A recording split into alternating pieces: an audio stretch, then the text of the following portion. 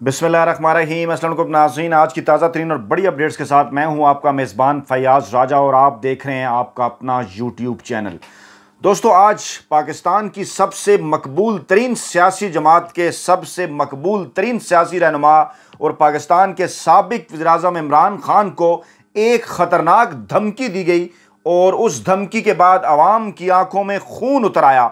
इसकी तफसीलात आपके सामने रखेंगे और आपको यह बताएंगे कि कप्तान अपने तमाम तर सियासी मुखालफीन और इमरान खान को सियासी तौर पर नॉक आउट करने वाले माफिया को अगली खुराक आज पेशावर के अजीमुल शान जलसे में देने जा रहा है। और फिर आपको यह बताएंगे कि पाकिस्तान के मौजूदा वजीर दिफा ख्वाजा आसिफ की जानिब से कैसे फौज को गालियां निकाली गईं और योम दिफा के इस अहम तरीन मौका पर DGISPR क्यों खामोश हैं। तफसीलात आपके सामने रखते हैं। दोस्तों, सबसे पहले मैं आपको यह बता दूं कि आज 6 सितंबर योम दिफा पाकिस्तान है और आज का दिन हम इस याद में मनाते हैं, इस जीत की याद में कि पाकिस्तानी फौज ने पाकिस्तानी कौम की मदद से अपने से 5 गुना बड़े दुश्मन और इसकी फौज को नाकों चने चबवा दिए, उसके दांत खट्टे कर दिए। और ये 6 सितंबर का दिन हम पाक फौज की इस अजीम फतह की याद में मनाते हैं। लेकिन एक बात बड़ी इंपॉर्टेंट है कि किसी भी फौज के लिए सबसे बड़ी गाली ये होती है कि उसकी जीती हुई जंग से मुतल्लिक उस पर इल्ज़ाम लगाया जाए कि वो ये जंग हार गई थी, या फिर उसकी जीत को फेक विक्ट्री डिक्लेयर करके उसके ऊपर इल्ज़ाम लगाया जाए। और ये बात किसने की? ये बात इमरान खान ने नहीं की, ये बात पाकिस्तान तहरीक इंसाफ के रहनुमाओं ने नहीं की, ये बात खुदा न ख्वास्ता हम नहीं कर रहे, ना ऐसा कर सकते हैं, क्योंकि हमें मुकम्मल तौर पर पाक फौज की 6 सितंबर को भारत के खिलाफ होने वाली फतह पर मुकम्मल तौर पर यकीन है। आप ज़रा गौर से ये बयान सुनिए कि पाकिस्तान के मौजूदा वज़ीर दफ़ा पाकिस्तानी फौज के मुतल्लिक क्या फरमा रहे हैं।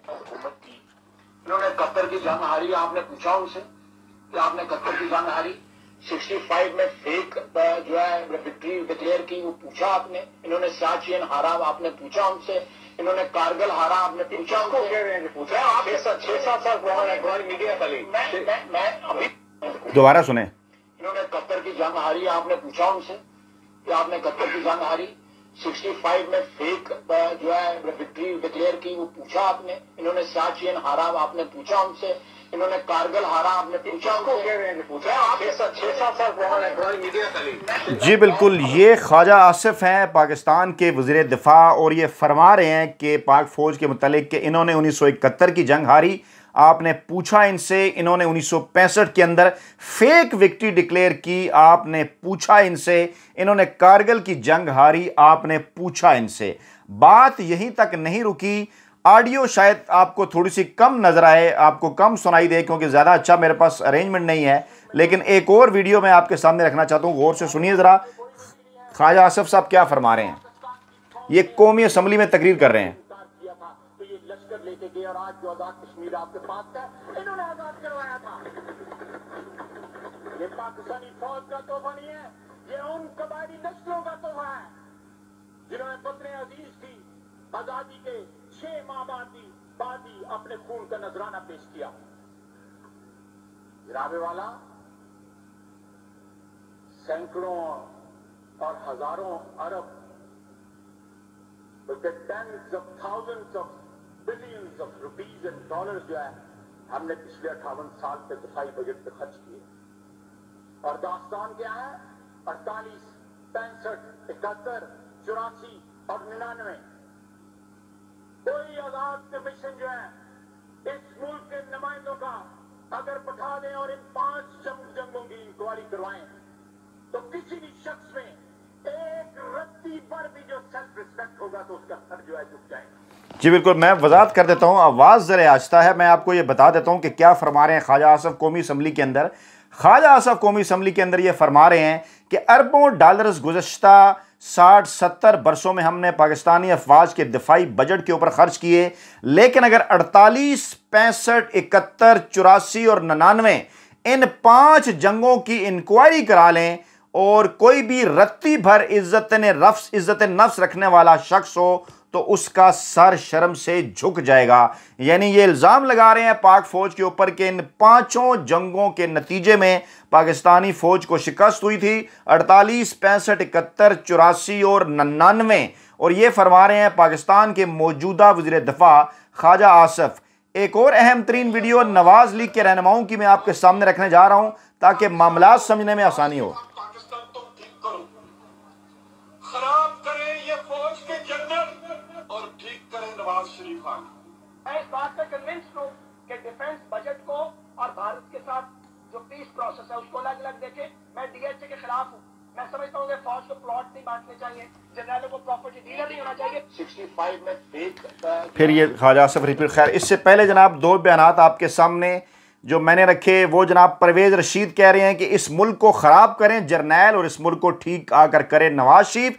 और ख्वाजा साद रफ़ीक आगे इल्ज़ाम लगा रहे हैं कि प्रॉपर्टी डीलिंग का काम करते हैं, प्लाट बेचते हैं पाकिस्तानी फ़ौज के जर्नैल। और ये तमाम के तमाम जो हैं ये नून लीगी रहनुमा हैं और ये उनके बयानात हैं। इस मौका पर एक सवाल भी बनता है कि आखिरकार नून लीगियों की गालियों पर क्यों बदमज़ा नहीं होते हमारे काबिल एहतराम सीनियर जर्नैल, और कोई भी बयान जो है वह तर्जमान पाक फ़ौज की जानिब से नहीं आता। क्या इसकी वजह आखिर क्या है, मैं तो ये समझ नहीं पाया। कहीं इसकी वजह ये तो नहीं कि नवाज शरीफ जनरल ज़ियाउल हक का मुँह बोला बेटा है, ख्वाजा आसिफ जो है वो जनरल ज़िया के चहीते ख्वाजा सफदर का बेटा है, और एहसन इकबाल जो है वो जनरल ज़िया की चहीती आपा निसार फातिमा का बेटा है। क्या यही वजह है या कोई और वजूहात भी हैं? इस हवाले से आप हमें जो है वो ज़्यादा बेहतर तरीके से गाइड कर सकते हैं। अब यही शख्स ख्वाजा आसिफ जिसके वीडियो क्लिप्स हमने आपके सामने रखे, आज वो उस शख्स इमरान खान के लिए जो कि हमेशा से ये कहते हैं कि वो पाकिस्तान के अंदर एक हमेशा मजबूत फ़ौज देखना चाहते हैं, और मजबूत फ़ौज पाकिस्तान के लिए इमरान खान और तहरीक इंसाफ से भी ज़्यादा अहम है, वो क्या बात कर रहे हैं। उन्होंने आज इमरान खान को धमकी दी है, एक ऐसे शख्स इमरान खान को, एक ऐसी सियासी जमात के सरबराह इमरान खान को। इमरान खान कौन है? पाकिस्तान तहरीक इंसाफ क्या है? इस वक्त पाकिस्तान की 7 इकाइयाँ हैं, इस्लामाबाद, गिलगित बल्तिस्तान, कश्मीर, पंजाब, खैबर पख्तूनख्वा, सिंध और बलोचिस्तान। इन 7 में से 4 इकाइयों के अंदर यानी खैबर पख्तूनख्वा, पंजाब, कश्मीर और गिलगित बल्तिस्तान के अंदर पाकिस्तान तहरीक इंसाफ वाहिद अक्सरियती जमात है और उसकी हुकूमत है चारों सूबों के अंदर। बलोचिस्तान 5वीं इकाई के अंदर पाकिस्तान तहरीक इंसाफ कोalition गवर्नमेंट का हिस्सा है, और 6ठी इकाई सिंध के अंदर पाकिस्तान तहरीक इंसाफ सबसे बड़ी अपोजिशन जमात है, और सिंध के दारुल हुकूमत कराची की सबसे बड़ी सियासी जमात है। और पाकिस्तान की वफाकी इकाई इस्लामाबाद के 3 हल्के पाकिस्तान तहरीक इंसाफ ने जीते हैं, जिस पर नाम नहाद PDM की हुकूमत है। उस इमरान खान को और उस पाकिस्तान तहरीक इंसाफ को धमकी दे रहे हैं ख्वाजा आसिफ, और क्या कह रहे हैं? वो ये कह रहे हैं कि इमरान खान के खिलाफ बड़ी कार्रवाइयां होने जा रही हैं, इमरान खान के खिलाफ बड़ी कार्रवाइयां करने जा रहे हैं। ये बात उन्होंने आज 2-3 टीवी चैनल्स को इंटरव्यू देते हुए कही, और उन्होंने कहा जनाब इमरान खान पर इल्ज़ामात लगाए और कहा कि वो मुल्क की सलामती के लिए ख़तरा है और उनके खिलाफ बड़ी कार्रवाइयां हुकूमत जो है वो करने जा रही है, और पाकिस्तान तहरीक इंसाफ जायदाद की तरफ बंटने वाली है। ये ख्वाजा आसिफ ने कहा, यानी पाकिस्तान की सबसे बड़ी सियासी जमात को वो तकसीम करना चाहते हैं और पाकिस्तान के सबसे मकबूल तरीन सियासी रहनुमा को वो पर्चे दर्ज करके दहशतगर्दी की और दीगर उनको गिरफ्तार करना चाहते हैं, उनको जेल के अंदर डालना चाहते हैं, और कह रहे हैं कि उनके खिलाफ बड़ी बड़ी कार्रवाइयां होंगी। ये इमरान खान को धमकी दी गई, और इस धमकी के ऊपर फवाद चौधरी की जानिब से अहम तरीन बयान सामने आया। उन्होंने कहा कि किसी का बाप भी इमरान खान को नाअहल नहीं कर सकता, और उन्होंने कहा कि अवाम की आंखों में खून उतरा हुआ है जो कुछ आप इस वक्त पाकिस्तान तहरीक इंसाफ और इमरान खान के खिलाफ कर रहे हैं, लेकिन आपके और अवाम के दरमियान इमरान खान आखिरी पर्दा है। इमरान खान ने अवाम के गम और गुस्से को काबू किया हुआ है, अवाम के गम और गुस्से को रोका हुआ है, और सिर्फ इमरान खान ने पाकिस्तान को श्रीलंका बनाने से बचाया हुआ है। बड़ा ही वाज़ेह ऐलान किया फवाद चौधरी ने कि इमरान खान हमारी रेड लाइन है, और अगर आपने किसी किस्म की कोई गैर कानूनी और गैर आइनी हरकत की, इमरान खान को गिरफ्तार करने की कोशिश की या इमरान खान को नाअहल करने की कोशिश की, तो उसका सख्त तरीन रद्द अमल आएगा। और मौजूदा सियासी सूरत हाल में इमरान खान के इंतहाई करीबी ज़राए का यह दावा है कि आज पेशावर के जलसे के अंदर इमरान खान तमाम सवालात के जवाब देने वाले हैं, और बल्कि उन तमाम लोगों को जो कि इमरान खान के खिलाफ नाम नहाद प्रोपेगेंडा कर रहे हैं, उनको इमरान खान आज पेशावर के जलसे में नेक्स्ट डोज यानी अगली खुराक देने वाले हैं। हमारी इतलात के मुताबिक इमरान खान ये बात पहले भी कर चुके हैं कि उन्हें दीवार से ना लगाया जाए, उन्हें कार्नर टाइगर ना बनाया जाए कि एक ऐसा शेर जिसको दीवार के साथ कार्नर कर दिया जाए तो उसके बाद उसके पास इसके अलावा कोई ऑप्शन नहीं होता कि वो आगे बढ़कर आप पर हमला कर दे।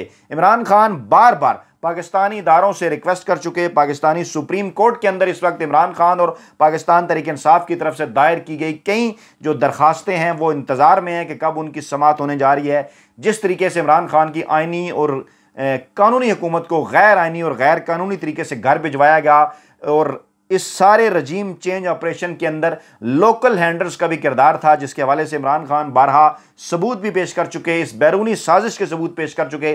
खुद इमरान खान के नाकदीन जियो टीवी जो इमरान खान का सबसे बड़ा दुश्मन, सबसे बड़ा नाकिद और बुक्स का शिकार, उसके ऊपर बैठकर सुहेल वड़ैच जो कि जियो टीवी के सीनियर तरीन तजिया निगार, वो भी ये बात कर चुके कि ये बात हकीकत है कि इमरान खान को सिर्फ पार्लियामेंट ने नहीं बल्कि इमरान खान को घर भिजवाने में सुप्रीम कोर्ट ने भी अपना किरदार अदा किया, और इमरान खान को घर भिजवाने में पाकिस्तानी इस्टेब्लिशमेंट यानी पाक फौज ने भी अपना किरदार अदा किया।